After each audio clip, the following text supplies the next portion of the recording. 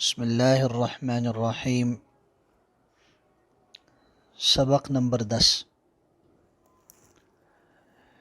سفر طائف سے واپسی پر جیسا کہ ہمارے سامنے آیا کہ مطعم بن عدی نے آپ علیہ السلام کو پناہ بھی دی اور اپنے بیٹوں کے ساتھ آپ کو لے کر مسجد حرام میں گیا اور اپنی اس پناہ کا اعلان کیا۔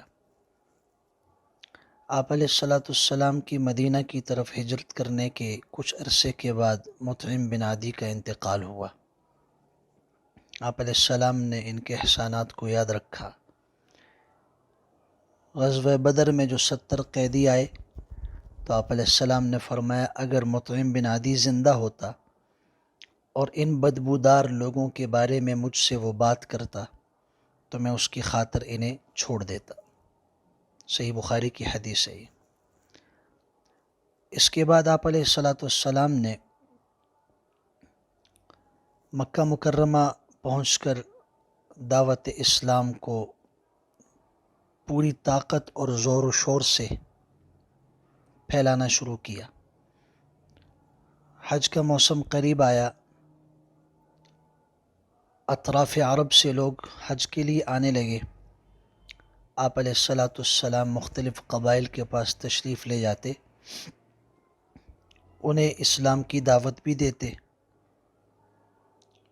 اور بڑے خوبصورت طریقے سے آپ علیہ السلام اپنی حمایت کی بات بھی ان کے سامنے کرتے۔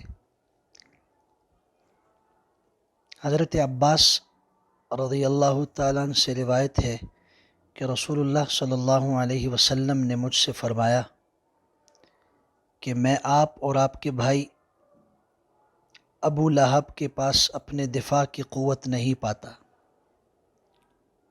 کیا آپ کل مجھے بازار کی طرف لے جائیں گے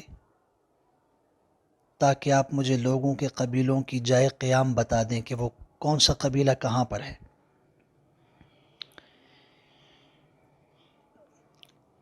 چنانچہ اگلے دن میں آپ علیہ السلام کو لے گیا اور میں نے کہا کہ یہ بنو کندہ ہیں اور یہ ان کی جماعت ہے، یہ یمن سے حج کے لیے آئے ہیں، یہ بکر بن وائل کی قیام گاہیں ہیں، یہ بنو عامر بن صعصع کے ڈیرے ہیں، آپ جس کو بھی چاہتے ہیں منتخب فرمائیں۔ تو رسول اللہ صلی اللہ علیہ وسلم نے بنو کندہ سے تبلیغ کا آغاز فرمایا اور آپ علیہ السلام نے ان سے پوچھا تم لوگوں کا تعلق کن سے ہے؟ جواب ملا اہل یمن سے۔ فرمایا کہ یمن کے کس قبیلے سے؟ انہوں نے جواب دیا بنو کندہ سے۔ آپ علیہ السلام نے فرمایا کہ کندہ کی کس شاخ سے؟ انہوں نے کہا بنو عامر بن معاویہ سے۔ تو آپ علیہ السلام نے ان سے پوچھا کیا تمہیں بھلائی کی رغبت ہے؟ انہوں نے پوچھا کہ بھلائی کیا چیز ہے؟ تو آپ علیہ السلام نے فرمایا تشہدون ان لا الہ الا اللہ وان محمد الرسول اللہ وتقیمون الصلاة وتؤمنون بما جاء من عند اللہ۔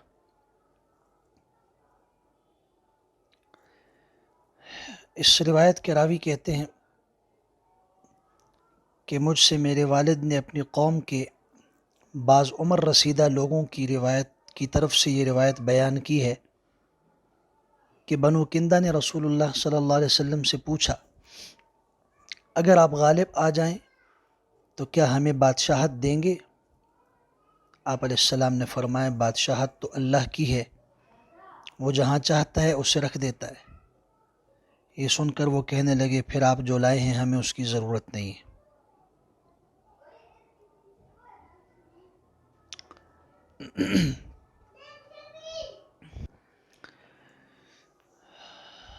اس کے بعد آپ علیہ السلام بنو بکر بن وائل کے پاس گئے، ان سے بھی اسی طرح پوچھا کہ تم لوگوں کا تعلق کس سے ہے؟ انہوں نے کہا بکر بن وائل سے۔ بکر بن وائل کی کس شاخ سے؟ کہنے لگے بنو قیس بن ثعلبہ سے۔ آپ نے فرمایا تمہاری تعداد کتنی ہے؟ وہ بولے کہ نمناک مٹی سے زیادہ ہے۔ آپ علیہ السلام نے پوچھا تمہاری دفاعی قوت کیسی ہے؟ وہ کہنے لگے ہماری دفاعی قوت نہیں ہے، ہم فارس کے پڑوس میں رہتے ہیں، ہم ان سے محفوظ نہیں ہیں اور ان کے خلاف ہم کسی کو پناہ بھی نہیں دیتے۔ آپ علیہ السلام نے فرمایا اگر اللہ تمہیں باقی رکھے یہاں تک کہ تم ان فارسیوں کے گھروں میں مقیم ہو جاؤ، ان کی عورتوں سے نکاح کرو، ان کے بیٹوں کو غلام بناؤ، تو تم اللہ کے لیے اپنے اوپر یہ لازم کر دو کہ تم 33 مرتبہ سبحان اللہ، 33 مرتبہ الحمدللہ، 34 مرتبہ اللہ اکبر کہو گے۔ لوگ یہ سن کر حیرت میں پڑ گئے، کہنے لگے آپ کون ہیں؟ آپ علیہ السلام نے فرمایا انا رسول اللہ۔ پھر آپ علیہ السلام وہاں سے تشریف لے گئے۔ ابو لہب پیچھے پیچھے رہا اور وہ لوگوں کو کہنے لگا کہ ان کی باتوں میں نہ آؤ۔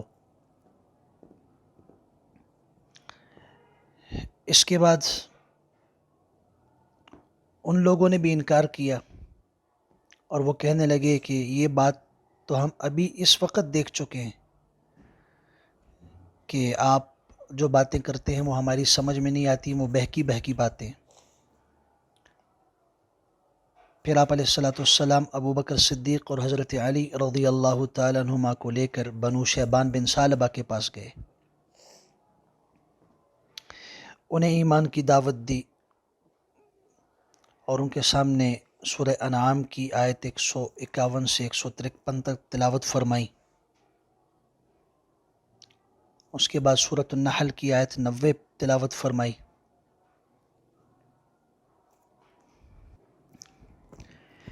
ان لوگوں کے ساتھ حضور صلی اللہ علیہ وسلم کی تفصیلی بات ہوئی اور یہ بڑے متاثر بھی ہوئے، لیکن ان میں ایک بہت بڑی عمر کا ان کا سردار تھا ہانی ابن قبیصہ۔ اس نے کہا کہ ہم نے آپ کی بات سنی، آپ کے قول کو سچا بھی سمجھا، اور میرا خیال ہے کہ ہمیں اسی مجلس میں آپ کا ساتھ دینا چاہیے اور اپنے مذہب سے بیزاری کا اعلان کرنا چاہیے، لیکن چونکہ آپ کے دین کا ہمیں ابھی علم نہیں ہے تو ہم اس کے بارے میں جب تک غور فکر نہ کریں ہم جلدی نہیں کر سکتے۔ ہم آپ کے معاملے کو دیکھتے ہیں، آپ بھی ہمارے معاملے کو دیکھیں۔ اس کے بعد ہانی ابن قبیصہ نے کہا کہ ہمارے ساتھ مثنہ بن حارثہ ہیں، وہ بھی میں چاہتا ہوں کہ گفتگو میں شریک ہوں، وہ ہمارے بزرگ ہیں، بڑے ہیں۔ مثنہ نے کہا کہ اے قریشی، ہم نے آپ کی بات سنی، مجھے اچھی بھی لگی، آپ نے مجھے حیران کر دیا، لیکن میرا جواب بھی وہی ہے جو ہانی ابن قبیصہ کا ہے۔ ہم دو پانیوں کے درمیان مقیم ہیں، ان میں ایک یمامہ ہے، دوسرا سماوہ ہے۔ آپ علیہ السلام نے پوچھا کہ یہ دو پانی کیا ہیں؟ مثنہ نے کہا کہ ان میں سے ایک بحرین کا ساحل ہے اور عرب کی سرزمین ہے، اور دوسرا فارس یعنی عراق کی سرزمین ہے اور کسرا کے دریا ہیں۔ ہم وہاں پر مقیم ہیں ایک معاہدے کی بنیاد پر، اور یہ عہد ہم سے کسرا نے لیا تھا کہ ہم کوئی نئی چیز ایجاد نہیں کریں گے اور نہ ہی کسی نئی چیز ایجاد کرنے والے کو پناہ دیں گے۔ آپ جس دین کی ہمیں دعوت دے رہے ہیں ممکن ہے کہ بادشاہ اسے پسند نہ کرے، یوں ہمارے لیے پھر مشکل کھڑی ہو جائے گی، اور ہم اس لیے آپ کا ساتھ نہیں دے سکتے۔ رسول اللہ صلی اللہ علیہ وسلم نے فرمایا کہ جب تم نے سچ بیان کر دیا تو تم نے کوئی بری بات نہیں کہی۔ اللہ کے دین پر وہی قائم ہو سکتا ہے جو اس کے تمام پہلوؤں سے اس کا احاطہ کرے۔ امام بہقی رحمۃ اللہ تعالی نے یہاں نقل کیا ہے کہ حضور صلی اللہ علیہ وسلم نے ان سے یہ بھی فرمایا، مجھے بتاؤ اگر تھوڑی ہی مدت کے بعد اللہ تعالیٰ تمہیں ان کی سرزمین، گھروں اور مالوں کا وارث بنا دے اور ان کی عورتوں کو تمہارے لیے لونڈی بنا دے تو کیا تم اللہ کی تسبیح و تقدیس اور تحمید بیان کرو گے؟ کہنے اللہ گواہ ہے کہ یہ غلبہ آپ ہی کا ہے۔ پھر آپ علیہ الصلاۃ والسلام نے آیت مبارکہ تلاوت فرمائی، انا ارسلناک شاہدا ومبشرا ونذیرا وداعیا الی اللہ باذنہ وسراجا منیرا۔ اس کے بعد آپ علیہ السلام نے ابو بکر صدیق رضی اللہ تعالیٰ عنہ کا ہاتھ پکڑا اور وہاں سے اٹھ کر آپ واپس ہوئے۔ آپ علیہ الصلاۃ والسلام نے فرمایا، ابو بکر، جاہلیت کے کچھ اخلاق کس قدر بلند ہیں، ان کی وجہ سے اللہ تعالیٰ نے ان کی آپس کی لڑائی کو روکا اور انہی کے ذریعے یہ آپس میں ایک دوسرے کے شر سے محفوظ رہتے ہیں۔ ایک روایت میں یہ بھی ہے، ابن کثیر رحمۃ اللہ تعالی نے نقل کیا ہے کہ حضور صلی اللہ علیہ وسلم اس واقعے کے کچھ عرصے کے بعد صحابہ سے فرمانے لگے، اپنے بھائیوں یعنی آل ربیہ کے لیے دعا کرو، آج فارسیوں نے ان کا گھیراؤ کر لیا ہے۔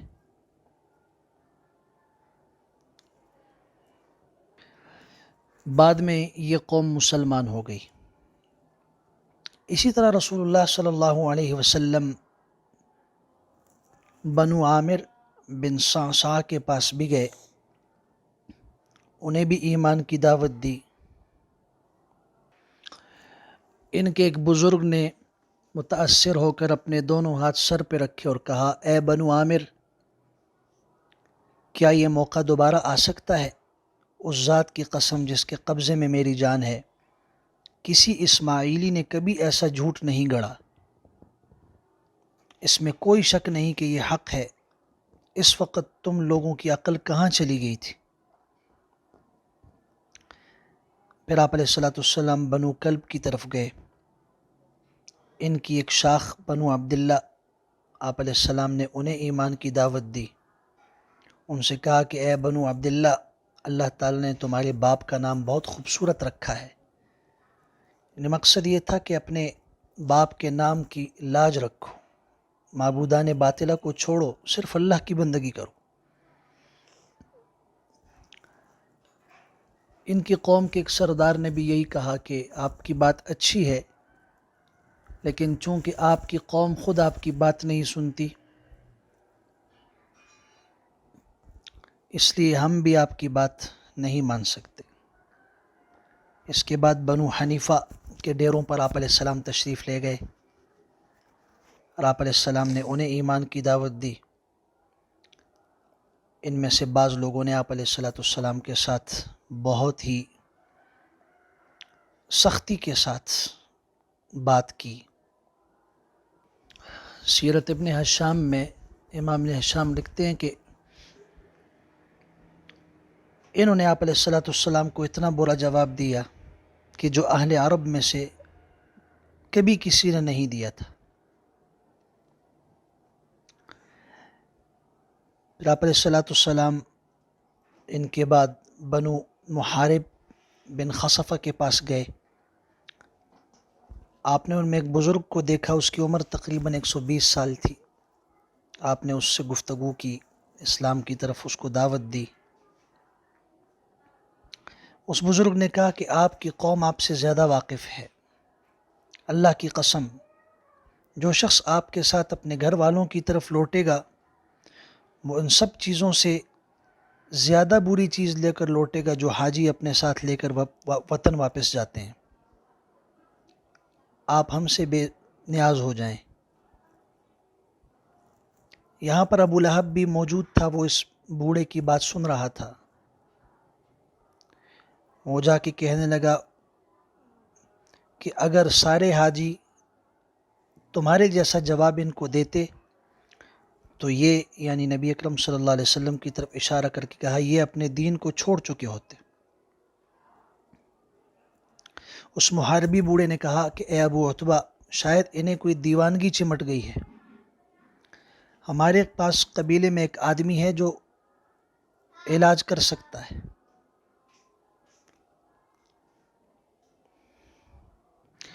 یہیں پر ایک اور شخص تھا، اس نے کہا کہ اے محمد، اگر تم سچے ہو تو بتاؤ میری اس اونٹنی کے پیٹ میں کیا ہے۔ آپ علیہ السلام خاموش ہو گئے۔ ایک اور شخص سلمہ بن قیس، وہ آگے بڑھا اور آپ علیہ السلام کو کنویں میں پھینکنا چاہا۔ آپ علیہ السلام ایک طرف ہٹ گئے۔ اس پر اس شخص نے کہا اگر تم کنویں میں گر جاتے تو حاجی تم سے نجات پا لیتے۔ یہاں سے رسول اللہ صلی اللہ علیہ وسلم اپنی سواری کی لگام پکڑے آگے کی طرف بڑھے۔ یہ لوگ پتھر برسا رہے تھے۔ آپ علیہ السلام ایک طرف ہوئے۔ اسی طرح آپ علیہ السلام نے عرب کے دیگر قبیلوں کو، بنو عبس کو ایمان کی دعوت دی۔ بنو غسان کے ڈیروں پر تشریف لے گئے، ان کو بھی ایمان کی طرف بلایا۔ وہاں کے قوم کے افراد کہنے لگے اگر ہم اس طریقے سے آپ کی بات کو تسلیم کر لیں تو سارا عرب ہمارا دشمن ہو جائے گا۔ رومیوں کو اس کی خبر پہنچے گی تو وہ بھی ہمیں اپنے علاقوں سے نکال دیں گے، لہٰذا ابھی ہم آپ کی دعوت کو قبول نہیں کر سکتے، البتہ یہ جائزہ لیں گے، انتظار کریں گے کہ عرب لوگ آپ کے ساتھ کیا سلوک کرتے ہیں، پھر جس دین میں یہ عرب کے لوگ داخل ہوئے تو ہم بھی داخل ہو جائیں گے۔ اس کے علاوہ آپ علیہ السلام نے بنو فزارہ کو، بنو مرہ کو، بنو سلیم کو، بنو عبس کو، بنو نضر، بنو بکا، بنو حارث ابن کعب، بنو عذرہ اور بنو حزارمہ، ان سب کو ایمان کی دعوت دی، لیکن ان میں سے کسی نے بھی آپ علیہ السلام کی دعوت کو قبول نہیں کیا۔ یوں آپ علیہ السلام کے قلب مبارک کو سخت اذیت اور تکلیف پہنچی۔ ایک طرف سے تو مشرکین مکہ کا رویہ تھا ہی شروع سے مخالفانہ، معاندانہ، لیکن اس کے ساتھ ساتھ آپ علیہ السلام نے اطراف عرب کو بھی جب ایمان کی دعوت دی اور ان کی طرف سے بھی یہ جوابات ملے تو آپ علیہ السلام کا قلب، دل بہت غمگین ہوا۔ اللہ تبارک و تعالیٰ نے ان حالات کے اندر آپ علیہ السلام کے ایک عظیم معجزے کا ظہور فرمایا اور آپ کی تسلی کا انتظام بھی فرمایا، اور آپ علیہ السلام کو ایک عظیم سفر سے ہمکنار فرمایا، آپ کو تسلی دی کہ آپ اپنا دل چھوٹا نہ کریں، اللہ کی مدد اور نصرت آپ کے ساتھ ہے۔ اور مخالفین اور آپ کے دین کے اعداء اور دشمنوں کا انجام بھی بتایا، جس کا ذکر انشاءاللہ آئندہ درس میں ہوگا۔ وما علینا الا البلاغ۔